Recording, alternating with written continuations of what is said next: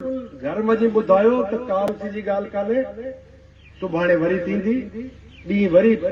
मटबो सिज निकरंदो इए काने त तहां असां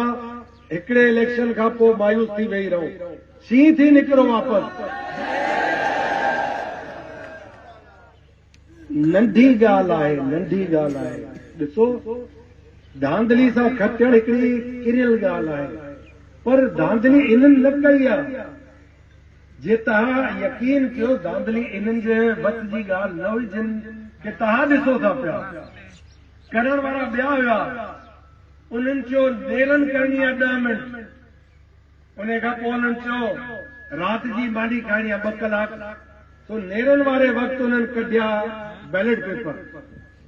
जे 15 बंदियूं हुयूं त उन मां 5 कढी वरितऊं उहे बंदियूं हिकड़ी जाइ ते वञी ठपा लॻी आहे वरी जेकी उन्हनि राति जी मानी खाइणी उहे ठपा सभु लॻियल वापसि विझी छॾियो दॿे में सो इहो हुयो जादूगरी जगलरी तो इन में तव्हांजी का कमी पेशी कान्हे तव्हां पंहिंजी पूरी सलाहियत बरूएकार आणे पंहिंजो किरदार अदा कयो आहे तव्हांजो मां शुक्रगुज़ार आहियां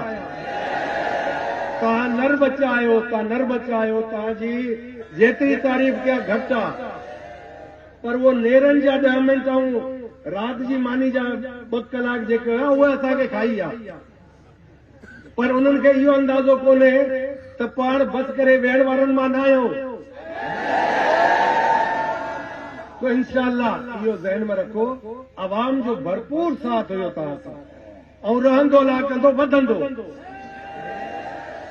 छो त 2 शयूं यादि रखो हिकड़ी शइ इहा यादि रखो उहो ज़मानो हाणे नाहे रहियो हाणे तव्हां वटि इहे हथ में मोबाइल फोन अची विया आहिनि सोशल मीडिया तेज़ थी वियो आहे हिकु हिकु शइ ख़बर थी पए कुझु बि अहिड़ी शइ कान्हे जेकी लिकियल हुजे कंहिंखां सो सभु खुली विया अथव सभु पधरा थी विया आहिनि